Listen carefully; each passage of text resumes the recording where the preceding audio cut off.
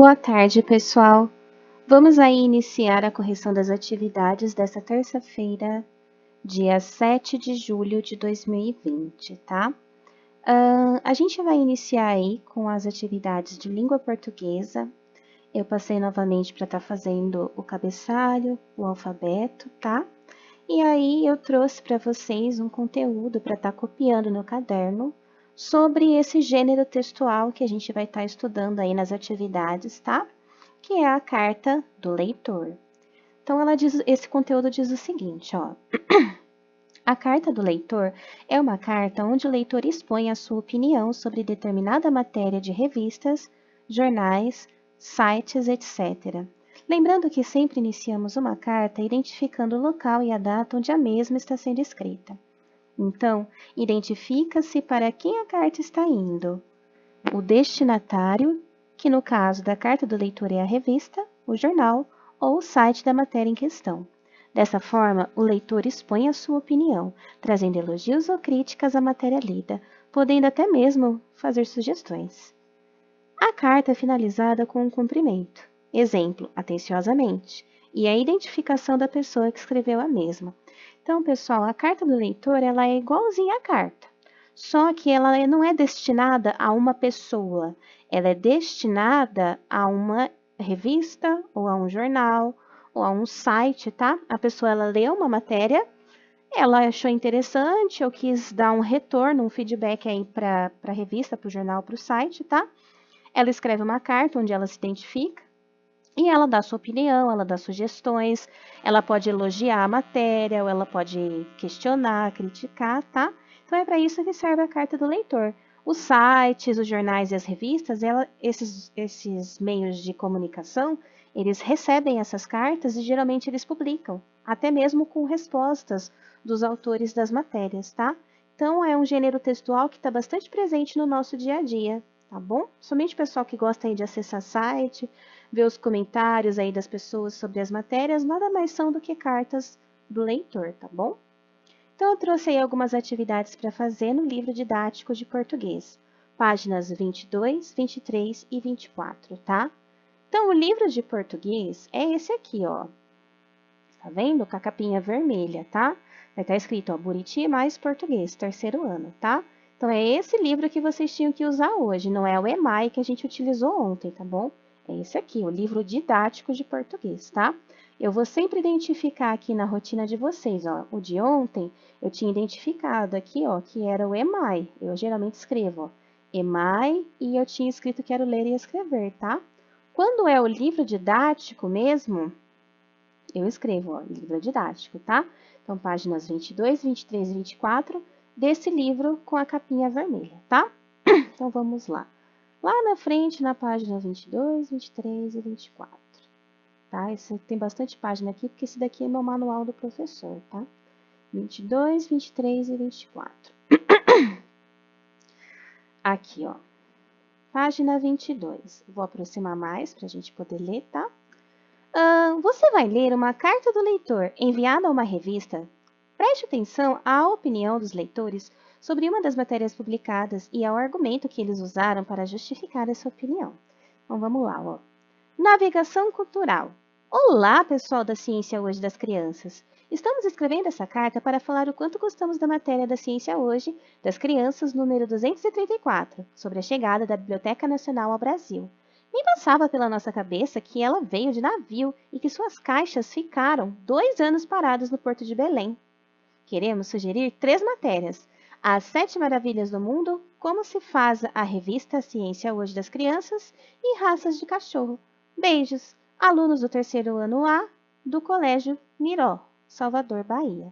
Então, essa cartinha do leitor, a revista Ciência Hoje aqui, ó, ela recebeu essa carta das crianças do terceiro ano desse colégio e publicou na revista deles, tá? Então, eles receberam essa cartinha do leitor que foi escrito no coletivo dessa salinha de aula, tá bom? As atividades, ó. Converse com os colegas. Você já tinha lido uma carta do leitor? Aqui você vai responder sim ou não, tá? Resposta pessoal, tá? Você pode escrever no livro mesmo, tá? As respostas, não precisa ser no caderno, tá?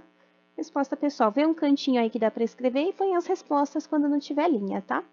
Já teve a vontade de escrever para um canal de televisão ou para uma editora para comentar um programa, uma propaganda, um livro?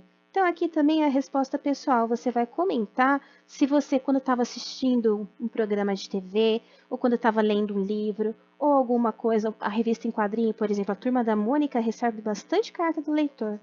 Você já teve vontade de mandar uma carta falando a sua opinião? O que você achou daquela história? O que você acha que tinha que acontecer? Sim ou não, explica pra gente como foi, tá bom?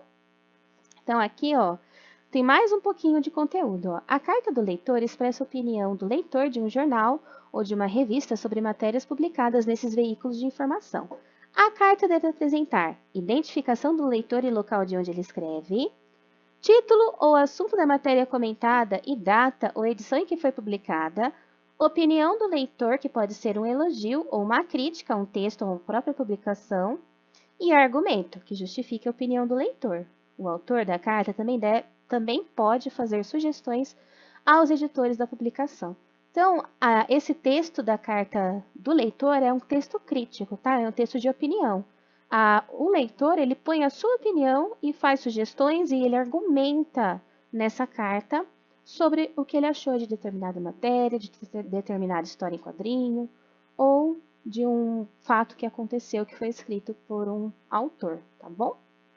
Então aqui, ó, sublinha de vermelho a opinião dos alunos que escreveram a carta e de azul o argumento. Então, se a gente voltar aqui no texto, ó, eles sublinharam com 2 linhas, tá? Porque eu acho que eles não podiam usar azul. Então, ó, eles colocaram o vermelho como 2 linhas e azul como uma linha só. Eu vou passar por cima, tá? O vermelho e o azul para vocês verem onde está a opinião dos alunos e onde está o argumento. A opinião deles é isso aqui, ó. Estamos escrevendo esta carta para falar o quanto gostamos da matéria ciência hoje, das crianças, número 234 da Biblioteca Nacional do Brasil. Então, essas 3 linhas aqui representam aqui a opinião dos alunos. Eles gostaram, é a opinião deles, a gente gostou dessa matéria. E agora eu vou colocar de azul o que eles pedem, que é o argumento, tá? Por que que eles gostaram da matéria? Esse é o argumento. Por quê? Nem passava pela nossa cabeça que ela veio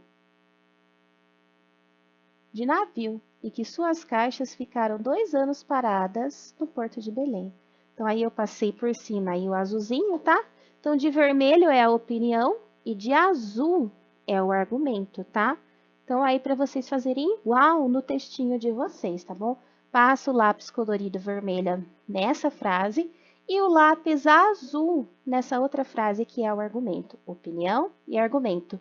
Eu gostei e por que eu gostei, tá bom? Isso que é opinião e argumento. A opinião deles, nós gostamos. O argumento, o porquê que eles gostaram, tá? Aqui, ó, complete o quadro com informações da carta. Quem escreve a carta, gente? A gente viu aqui, ó, eles se identificaram no finalzinho da carta, ó, os alunos do terceiro A do Colégio Miró, tá? Então, tá aqui, ó. Alunos do terceiro A do Colégio Miró. De onde eles escrevem? Tá ali embaixo da carta também, ó. É de Salvador, ó, da Bahia. BA é a sigla de Bahia, tá? De onde escreve? Salvador, Bahia. Matéria comentada. Qual foi a matéria? Tá? Eles identificam aqui, ó. Matéria comentada. A chegada da Biblioteca Nacional ao Brasil, ó. Sobre a chegada da Biblioteca Nacional ao Brasil, tá vendo? Essa foi a matéria comentada. E número da edição, tá aqui embaixo também, pessoal, aqui, ó. Edição, ó, 244, tá identificada aqui embaixo, tá? Ai, desculpa, é 34, ó, tá aqui no texto, na verdade. É que eles publicaram essa carta na edição 244, mas ela é referente à edição 234, ó, tá aqui, tá identificada aqui, ó. Ciência hoje das crianças, número 234. Então, as crianças, elas citam qual matéria, de qual matéria elas estão falando, ó. 234, tá? Questão 4. Por que na carta do leitor é preciso mencionar o título, o assunto da matéria e a edição da revista em que ela foi publicada. Por que que eles tiveram esse trabalho todo, tá? De colocar o nome da matéria, a revista e até o número da edição. Por que que eles tiveram esse trabalho todo? Para que o destinatário saiba exatamente de que matéria se trata e como localizá-la. Por exemplo, essa revista Ciência Hoje das Crianças, ela é muito famosa. Então, ela publica muitas matérias. Para ela saber de qual matéria as crianças estão falando, ela precisa do número da edição. Aí ele lê a carta do leitor lá, o pessoal lê a carta do leitor e puxa lá bonitinho, tá? De quando que foi essa matéria, de que matéria que eles estão falando, tá bom? Então, é para que o destinatário saiba exatamente qual a matéria, tá? 5. Compare os textos 1 e 2 desta unidade, tá? O primeiro texto que a gente estudou, esse aqui é o segundo, tá? Vocês vão lembrar que um dos primeiros textos que a gente estudou, voltando lá no comecinho da unidade, ó, a gente tinha a carta do Felpo, lembra da Charlot para o Felpo aqui, ó? Essa cartinha que ela mandou para o Felpo, que era um poeta, né? Que tinha orelhões de coelho. Essa é a primeira carta. E a segunda foi essa que a gente leu hoje, da revista Ciência Hoje para as Crianças, tá? Que é uma carta do leitor. Então, é para comparar as duas, tá bom? Quem é o destinatário da carta da Charlot? A Charlot escreveu a carta para o poeta Felpo, tá? Que está naquela primeira carta, que a gente estudou na sala de aula ainda. Quem é o destinatário da carta Navegação Cultural? Então, aquela cartinha essa carta que a gente leu hoje, da carta do leitor, tá? Ela é destinada à equipe e aos leitores da revista Ciência Hoje das Crianças, tá bom? Releia o trecho da carta de Charlot do dia 23 de maio, que é aquela primeira carta, né? Felpo, querido, eu gosto de orelhas diferentes. Acho que dão um charme interessante a um coelho. Principalmente você, que é um poeta, devia se orgulhar de ser assim especial. Nesse trecho, Charlot manifesta sua opinião sobre as orelhas de Felpo. Elas agradam ou não a coelha? A coelha, ela gosta das orelhas de Felpo? O que ela fala? Ó, eu gosto de orelhas diferentes. Então, eles agradam, as orelhas agradam a coelha, ela gosta das orelhas dele. B. Que argumento Charlot usa para justificar sua opinião? A Charlot, ela diz que as orelhas são diferentes e dão um charme interessante ao coelho, tá? Ó, acho que dão um charme interessante a um coelho, tá? Então, ela acha as orelhas dele diferentes. Na opinião de Charlot, Felpo deveria se orgulhar de ser especial. Que justificativa ela dá para isso? A justificativa é o fato dele ser um poeta, tá? Então, a diferença da carta ali da Charlot para o Felpo, dessa carta que a gente leu hoje, é que existem cartas pessoais, que você escreve para uma pessoa que você gosta, e existem cartas do leitor também, que você argumenta sobre uma matéria que você leu e achou interessante, tá? Qual é o objetivo principal de uma carta? Todas as cartas têm um objetivo em comum, que é estabelecer comunicação entre as pessoas, tá? Então, de português, era a página 22, 23 e 24, que a gente chegou aqui na atividade 7. Vamos, então, para as atividades de matemática. A gente vai trabalhar hoje em matemática aí um pouco de probabilidade e estatística. Estudamos probabilidade e estatística na matéria através da análise de gráficos e tabelas. Existem gráficos de diferentes tipos, em pizza, em barras, horizontais, verticais, etc. Esse gráfico em pizza é aquele redondinho, tá, gente? Que a gente chama também de gráficos em setores. E tabelas e formatos e estruturas variadas. É importante saber interpretar gráficos e tabelas, pois está diretamente relacionado ao tratamento de informações e aparece em diversos contextos do nosso cotidiano. Tá? Então, tinha algumas atividades de probabilidade estatística para fazer no livro de matemática, páginas 26 e 27. O livro de matemática é o didático, tá? Que é esse aqui, ó, da capinha rosa. Livro de matemática, tá vendo? Então, a gente vai lá na página 26 e 27, lá da frente. Página 26 e 27. Aqui, página 26. Então, vamos lá. Vou pôr bem pertinho assim para vocês verem melhor, tá? Em um supermercado, as garrafas de água são vendidas em 3 tipos de embalagem. O gráfico abaixo apresenta a quantidade de copos que são 250 ml, né? Necessária para encher cada tipo de embalagem completamente. Então, por exemplo, essa garrafa aqui, ó, é necessário quantos quadradinhos aqui, ó? 1, 2, 3, 4. Bate aqui em 8 copos de 250 ml, tá? Então, ó, você tem que ver a linha onde bate, tá bom? A. Complete a frase abaixo de acordo com o gráfico. Para encher completamente o garrafão, são necessários quantos copos, tá? Então, o garrafão é esse aqui, ó, tá? Esse é o garrafão. Garrafão. Da pergunta 1. E se a gente olhar aonde bate, ó, tá vendo que ele tá no 20? Aqui, tá vendo? Então, são 20 copos, tá? Aqui, ó, 20 copos. É só você olhar no gráfico, ó, aonde bate, tá? Quantos mililitros de água cabem no máximo em cada tipo de embalagem? Então, aqui a gente tem a tabela, ó. A garrafa cabe em 2 litros, tá? A gente tem que levar em conta isso daqui, ó. 1 litro tem 1000 mililitros, tá? Então, isso significa que o quê? Que 2 litros de água é igual a 2.000 mililitros, você multiplica por 1.000. O garrafão cabe 5 litros, isso é igual a 5.000 mililitros. E a garrafinha é meio litro, metade de 1 litro vale 1.000, não é? Metade de 1 litro é metade de 1.000. Metade de 1.000 é 500 mililitros, tá? Complete a tabela ao lado com a quantidade necessária de litros para encher cada embalagem. Então, aqui, pessoal, ó, tá completinho. A garrafa aqui, ó, cabe 2 litros. Como que você saberia disso? Somando os copinhos, tá? Não são 8 copos? 8, 250 vezes 8 é só você multiplicar, tá?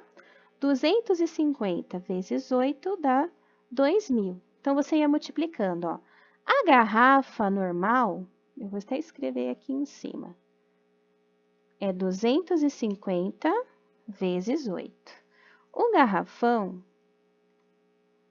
era 250, que é cada copo, né? Vezes 20. E a garrafinha era 250 vezes 2, tá? Isso dava um total aqui, 250 vezes 8, dá 2.000 ml. 250 vezes 20 dava 5.000 ml. E 250 vezes 2 dá 500 ml. 2.000 ml, tá? Se eu for transformar em litro, eu tenho que dividir por 1.000, é igual a 2 litros. 5.000 ml, se eu dividir 5.000 por 1.000, dá 5 litros. Deixa eu escrever, 5 litros. E 500 ml, tá, gente? É meio litro, tá? Metade de 1.000, tá bom? Meio litro. E aí, você podia completar aqui a sua atividade de acordo com a tabela. Levando em conta essa informação importante, ó. Cada copo contém 250 ml. Você conseguia resolver o restante, tá? Então, aqui a tabela, ó. E a quantidade em mililitros, ok? Essas informações eram as principais, então. Página 27. Eu passei essas 2 páginas, é isso mesmo. No gráfico a seguir, o professor registrou as alturas dos alunos que fazem parte do time de futebol da escola. Então, tem aqui, ó, a altura deles, ó, ele tem 127 centímetros ou 1,27 m, tá? E aqui tem de todos, ó. Qual é o jogador mais alto? Qual é a altura dele? O jogador mais alto vai ser o Antônio, que tem a barrinha maior, ó, 145 centímetros, tá? Antônio, a altura dele é 145 centímetros. Existem jogadores que têm a mesma altura? Quem são? Então, se a gente olhar aqui, ó, o Felipe tem 1,25 m e o Fernando também tem 1,25 m ou 125 centímetros, tá? Então, aqui, o Fernando e o Felipe, a altura deles é 125 centímetros ou 1,25 m. E também eu vou ter o Pedro, que eu vou passar um traço verde, o Pedro e o João aqui, ó, o João. o João que possui 115 centímetros ou 1 metro e 15 centímetros, tá? Então, são esses que têm as alturas iguais. Quantos centímetros o jogador mais alto tem a mais que cada um dos jogadores mais baixos? Então, os mais baixos são o Pedro e o João, né? Que tem 115 centímetros. Se eu fizer a continha, tá? Da altura do Antônio, que é 145, menos 115, isso vai dar 5 tira 5, 0. 4 tira 1, 3. E 1 tira 1, 0. Dá 30 centímetros aí de diferença, tá? Toda vez que ele pede diferença, né? Quanto ele tem a mais é diferença, tá? Você resolve com uma continha de menos, ó. Eu peguei a altura do Antônio, 145, e tirei de 115, que era a altura dos mais baixos, tá? O Pedro e o João. Você não precisa somar a altura dos dois, não, porque eles têm a mesma altura, tá? Então, 145 menos 115 dá 30 centímetros de diferença. D. Elabore mais uma pergunta com base nos dados desse gráfico. Converse com seus colegas e professor sobre a resposta. Aqui está escrito que a resposta é pessoal porque você ia olhar o gráfico e criar uma atividade sobre isso, uma pergunta, tá? Você poderia colocar o seguinte, ó.